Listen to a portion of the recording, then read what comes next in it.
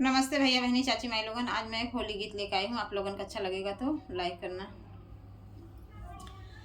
बाहर विदेशवा से औता देवर सौ फागुन में खेलती होली, सौ फागुन में खेलती होली, देवर सौ फागुन में खेलती होली।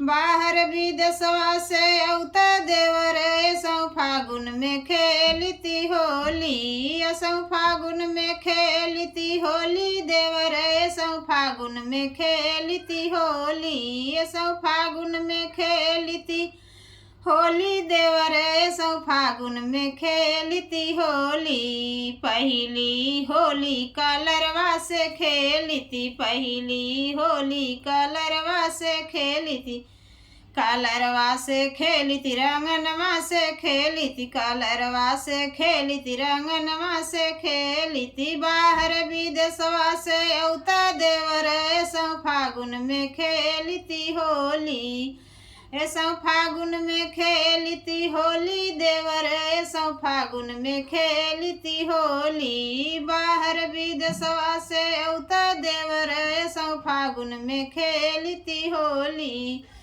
सौ फागुन में खेलती होली, देवर सौ फागुन में खेलती होली, सौ फागुन में खेलती होली, देवर सौ फागुन में खेलती होली। दूसरी होली गुललवा से खेलती, दूसरी होली गुललवा से खेलती, गुललवा से खेलती, गुललवा से खेलती।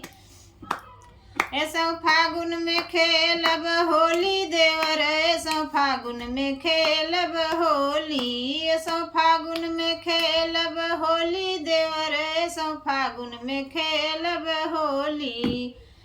बाहर विदेशवा से औता देवर सौ फागुन में खेलब होली, बाहर विदेशवा से औता देवर सौ फागुन में खेलब होली, सौ फागुन में खेलब होली, देवर सौ फागुन में खेलब होली। तीसरी होली अबीरवा से खेलब, तीसरी होली अबीरवा से खेलब, अबीरवा से खेलब, अबीरवा से खेलब।